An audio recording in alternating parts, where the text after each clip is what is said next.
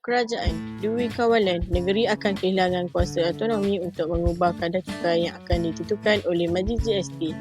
India telah menggunakan cukai barangan dan perkhidmatan berganda dan bukannya GST nasional. Pusat perlu berkoordinasi dengan 29 negeri dan 7 buah wilayah untuk melaksanakan kawalan cukai tersebut. Kawalan seperti itu mungkin mewujudkan masalah ekonomi dan politik.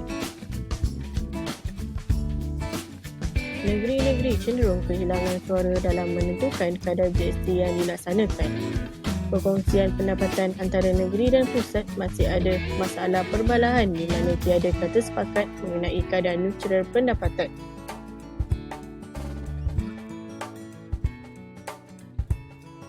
Kesan buruk terhadap industri harta tanah. Cukai barangan dan perkhidmatan memberi kesan negatif kepada pasaran harta tanah kerana ia akan menambahkan sehingga 8% pada kos rumah baru dan ia mengurangkan permintaan sekitar 12%.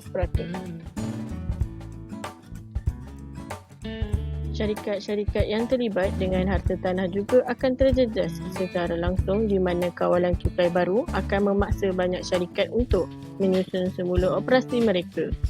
Syarikat akan mendesak vendor dan pembekal untuk memberikan invoice kerana GST akan menjadikan syarikat tidak dapat mengelak daripada cukai. Kerajaan menanggung kadar inflasi yang tinggi. Inflasi secara umum didefinisikan sebagai kenaikan harga barang dan perkhidmatan dalam jangka waktu tertentu. Inflasi di India berlaku apabila rakyat kehilangan kuasa membeli atas faktor kenaikan harga. Menurut data yang diperolehi, kadar inflasi di India pada tahun 2019 adalah sebanyak 4.54% berbanding tahun sebelumnya.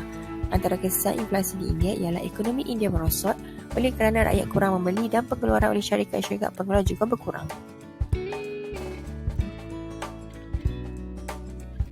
Berikut merupakan statistik graf yang menunjukkan kadar inflasi di India.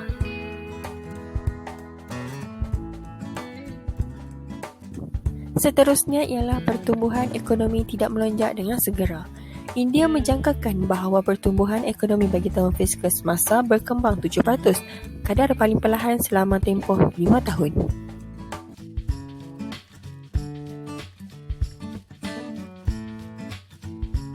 Lembapan ekonomi adalah keadaan di mana kadar KDNK menjadi perlahan tetapi tidak menurun, dengan kadar pertumbuhan jatuh ke 4.5% pada 10 kedua tahun 2012. Tidak ada yang dapat menyangkal pelambatan ekonomi yang sedang dihadapi oleh ekonomi India.